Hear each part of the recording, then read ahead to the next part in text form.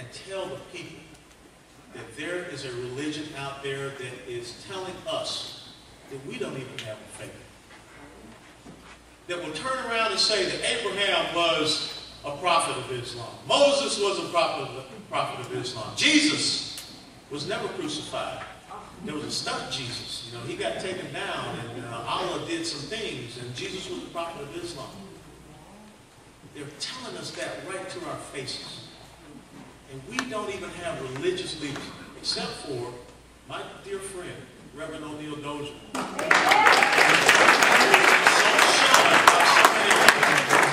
But we have got to make our religious leaders stand and stop selling us to this enemy, leading us like sheep to the slaughter. Because they want to come around and tell us that it's okay. There are good Muslims out there. And I believe that. But the bottom line is that they're not going to stand up until they see us show leadership. Until they see us stand up and say that we are not going to be subject to this radicalization.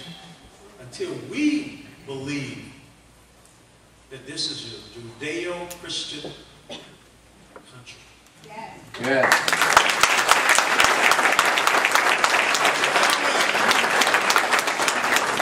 That we got to the point where we have a president that will go and stand in front of the Turkish National Assembly, go and stand in front of a university in Cairo and say that he does not live in a Judeo-Christian nation, making us slaves to them.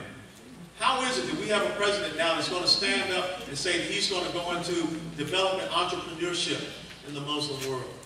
I don't want Sharia finance to be tied up with the United States of America and our financial systems.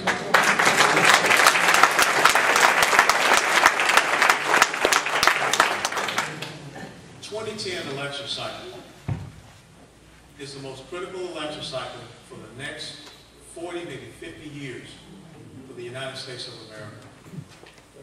If we continue on, and Nancy Pelosi has the gavel in her hand, if we continue on, and even if Harry Reid loses, someone like a Chuck Schumer steps up, or a Dick Durbin steps up, the United States of America is on the road to perdition because we do not have leaders. We have sheep trying to lead lions. See, when Attorney General Eric Holder stood up and said, America is a nation of cowards, he has it totally wrong. America is a nation of brave men and women being led by cowards.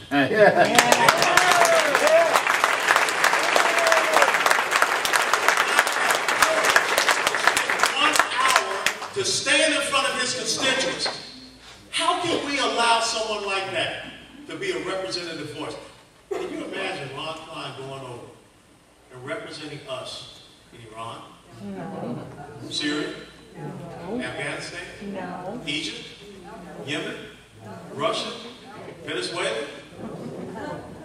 So why do we allow them to exist? This is the challenge. The challenge is, in 2008, congressional approval rating of 21%. The re-election rate for incumbents in 2008, 93%. What do you believe in?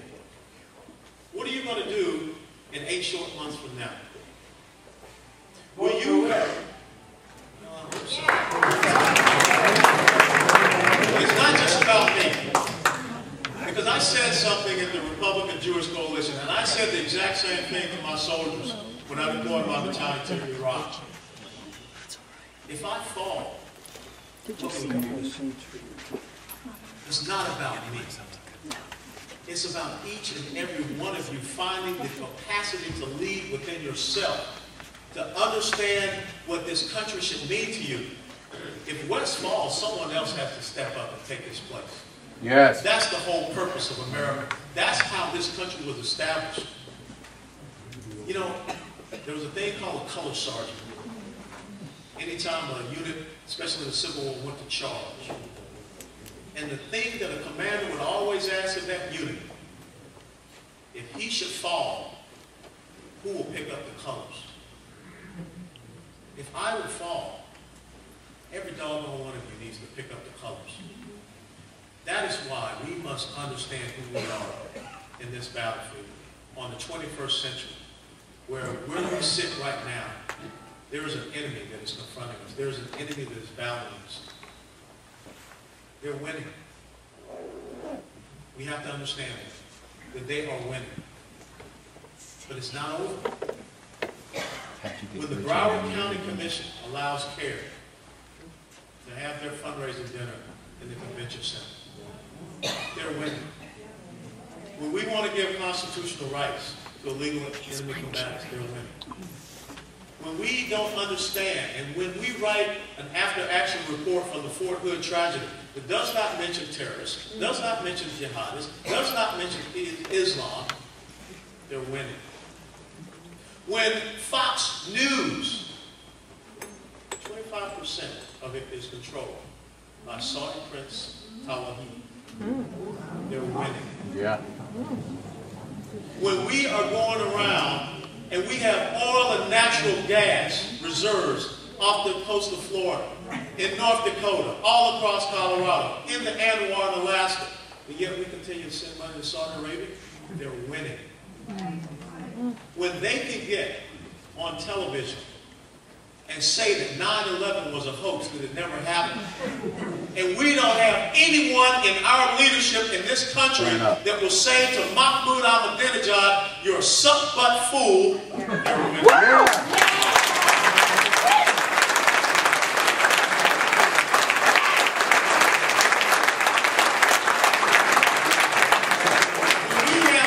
Selling bumper stickers saying coexist, they're winning. When they're building mosques all across the United States of America, funded by Saudi Arabia, and yet there's not one single church or synagogue that no infidel can go to the city of Mecca, that's right. They're winning. Now is the time for us to understand who we are, for us to decide that we want to have the right type of leaders out there in Washington, D.C. That we want to have the right type of leaders in our United States military. Because I have to tell you, I'm absolutely appalled that we don't have generals that are not resigning in mass.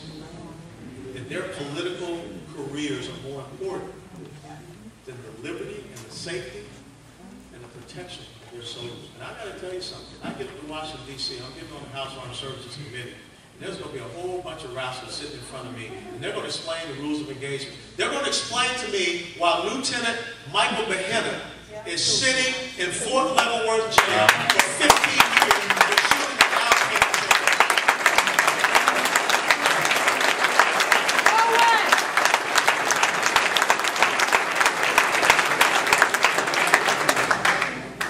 I need you.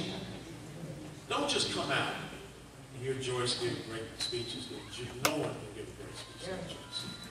Or hear me stand up here and kind of fumble along. I need you to leave here focused. I need you to leave here determined. I need you to leave here committed. I need you to leave here being part of a regiment of American citizens that will never grow tired, never grow weary, that will continue to stand upon the principles upon which this country was established. You know, I have a little video that now has about 2.1 million hits. And there was a word that I said in that video. And that word was bayonets. And a lot of people think that I'm violent because I said the word bayonets. Well, you know, I can be violent. If you pressure me, and if you threaten my country, if you threaten my fellow Americans, if you threaten my family. But bayonets goes back to the second day of Gettysburg. A place called Little Round Top, where an ordinary American, a professor of rhetoric from a college in Maine by the name of Colonel Joshua Lawrence Chamberlain, stood in command of the 20th Maine Regiment. And on that day, he was told, Colonel Chamberlain, you're holding the far flank of the Army of the Potomac. You cannot surrender this ground.